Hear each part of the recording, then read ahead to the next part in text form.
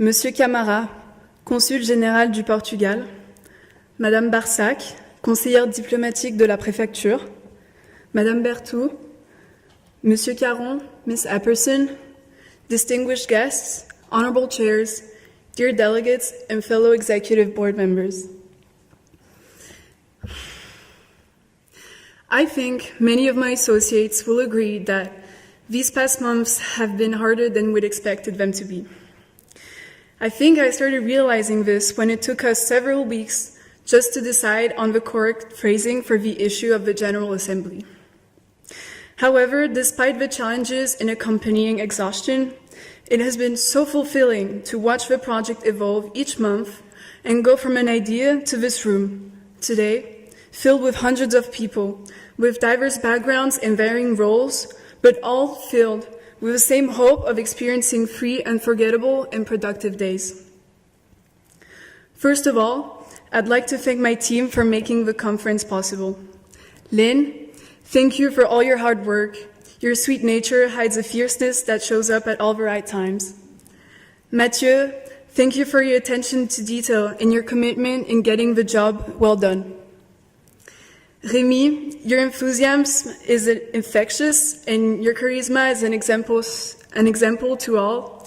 And I expect your speech in the closing ceremony to be as memorable as you assure us it will be.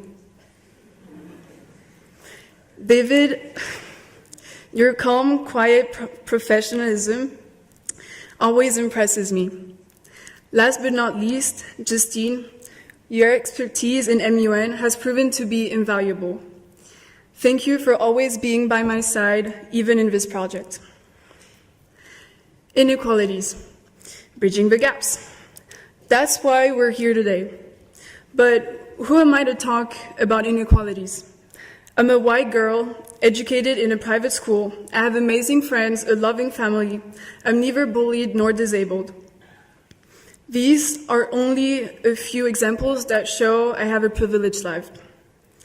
Imagine if I, with all my privileges, still feel the inequalities of our society. Imagine how those with less privileged lives must suffer from inequalities. This is why I think this year's theme is particularly important, as no matter where you live or who you are, there are always inequalities around you. Just look around. I believe that the first step in bridging the gaps is in building empathy. We need to realize that we can always help others who are being treated unfairly.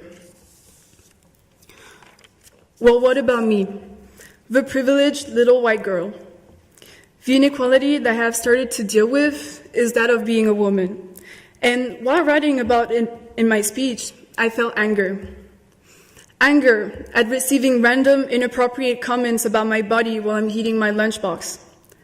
Anger at being forbidden to wear spaghetti straps at school because it's not appropriate and could supposedly distract the boys.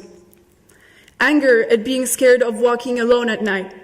Anger that we've come far enough to clone plants and do surgery on a grapefruit, but not far enough to prevent girls from being raped and chopped into pieces and thrown into a trash bin. People get so worked up about feminists always being angry. Well, can you blame them? 200 million girls each year suffer genital female mutilation before hitting the age of 14. And in France, tampons and pads are considered luxury goods with a 5.5% tax. But anger is useless, because getting angry won't solve the issue at hand. And teenagers wearing suits debating the issues may not change everything either, but it's a start. Start by building your empathy. Understand where people have come from and what they've been through. Start by listening to what others have to say and reflect on it. Start by finding solutions that require collaboration with others. It's okay if by the end of the conference your resolution hasn't passed or you were too shy to take the floor. What's important is to know there are inequalities and to have the courage and confidence to bridge the gaps. I hope you'll become friends with the people you meet and will be inspired by the ideas and issues that we debate. With a mix of sadness and excitement, I will share with you that this is my last MUN conference and will be graduating in June. I started at MUN at 14 and I've attended numerous conferences. I've learned so much about myself and others. I hope you will too.